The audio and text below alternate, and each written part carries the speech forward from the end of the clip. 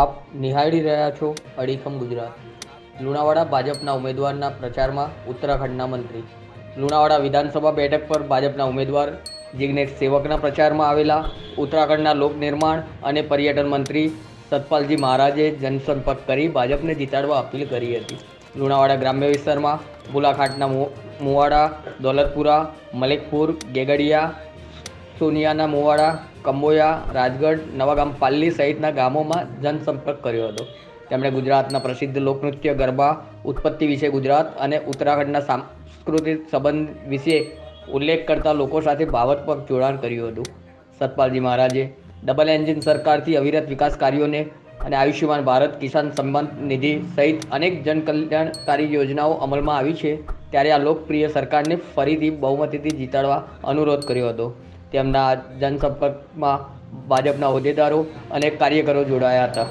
आजाद योजना, आयुष्मान योजना, पहले एक गरीब आदमी अपनी जमीन बेचता था और अपने इलाज कराने में अगर कैंसर हो गया, कोई भयंकर बीमारी हो गई, ट्यूमर हो गया, ब्लड कैंसर हो गया, तो उसकी सारी जमीनें, सारी प्रॉपर्टी बिक जाती, बेच बेच के अपना इलाज करा पाता.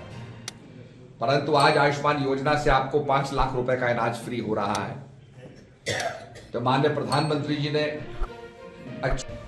वोट मांगने के लिए आया हूं और आप जानते हैं कि मोदी जी ने जनधन योजना, आयुष्मान योजना, प्रधानमंत्री गरीब कल्याण योजना, उज्ज्वला योजना, कई योजनाएं, कल्याणकारी योजनाएं चालू की. मैं आपसे यही आग्रह करता हूं. उत्तराखंड से आया हूं. उत्तराखंड में हम लोग सेवा कर रहे हैं. मेरे पास विभिन्न मंत्रालय हैं, तो मैं देख रहा हूं कि जिस प्रकार से हमने फिर से भाजपा को वहां जिताया, ऐसे यहाँ भाजपा को बार बार जिताइए. आज गुजरात का ग्रामीण क्षेत्र देखने का मौका मिला. मैं उत्तराखंड का काबीना मंत्री सतपाल महाराज यहाँ पर लूणावाड़ा विधानसभा क्षेत्र के जिग्नेश भाई सेवक के चुनाव समर्थन में आया हुआ हूँ. और हम लोग आज सवेरे भुलाखटना, मुवाड़ा, दौलतपुर, मेलकपुर, गागड़िया, सोनिया का मुवादा, कंबोया, राजगढ़, नवागांव, पल्ली, ये सारे ग्रामीण क्षेत्र के अंदर हम चुनाव प्रचार में गए और हमने लोगों से आग्रह किया कि मोदी जी ने बहुत सुंदर जनधन योजना चलाई, जिसमें कि पहले गरीब का हक मारा जाता था, गरीब के खाते नहीं खुलते थे, गरीब का पैसा जो है वो और जगह फनल हो जाता था. तो मोदी जी ने जनधन योजना के तहत गरीब का खाता खुलवाया और कहा कि उसके पैसे में कोई कमीशन नहीं ली जाएगी और सीधे पैसे उसके खाते में जाएगा, उसको लाभ मिलेगा. ऐसे उसके साथ साथ आयुष्मान योजना, जिसपे कि एक गरीब आदमी का खेत बिक जाता था, वो इलाज नहीं करा पाता था, कैंसर का बीमारी हो जाए, किडनी फेलियर हो जाए, तो उसके लिए असंभव था. आज 5 लाख का इलाज उसको मिल रहा है. तो ये बहुत बड़ी कल्याणकारी योजना है. प्रधानमंत्री गरीब कल्याण अन्न योजना, जिसमें खाद्यान्न बांटा गया गरीबों को, उज्ज्वला योजना, जिससे हमारी महिलाओं की आंखें आज सुरक्षित रहेंगी, और इसके साथ साथ प्रधानमंत्री किसान सम्मान निधि, पहली बार किसानों को सम्मान मिला है. तो मैं ये कहना चाहता हूँ कि यहाँ पर भाजपा की सरकार बनेगी तो ये योजनाएं चलती रहेंगी, और भी योजनाओं में वृद्धि होगी, और निश्चित रूप में हमें यहाँ पर कमल खिलाना है, भाजपा को फिर से लाना है. केंद्र की सरकार का एक इंजन होता है, राज्य की सरकार का एक इंजन होता है. दोनों तरफ भाजपा की सरकार होगी तो डबल इंजन की सरकार होगी, तेजी से विकास होगा. यही आग्रह करने में लोगों के बीच में आया हूँ. उत्तराखंड की लड़की, बाणासुर की पुत्री उषा, उसने अनिरुद्ध से विवाह किया और उषा जब द्वारिका आई तो लोगों ने उसका नृत्य देखा और कहा कि यह नृत्य आपने कहाँ से सीखा है. तो उषा ने कहा कि मैं हिमालय में पैदा हुई, मेरी माता का नाम पार्वती है, और ये नाच, ये डांस का तरीका मैंने माँ के गर्भ से सीखा. तो उसको गरबा कहा जाता है.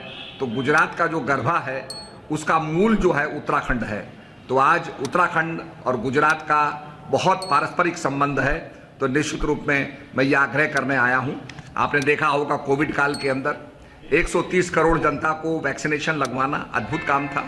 आज जितनी भी पार्टियों के बड़े बड़े नेता हैं, किसी के पास विजन नहीं था, किसी ने कोई विजन नहीं दिया कि आखिर देश की 130 करोड़ जनता को कैसे वैक्सीनेशन लगाया जाएगा, कहाँ ये वैक्सीनेशन बनेगा.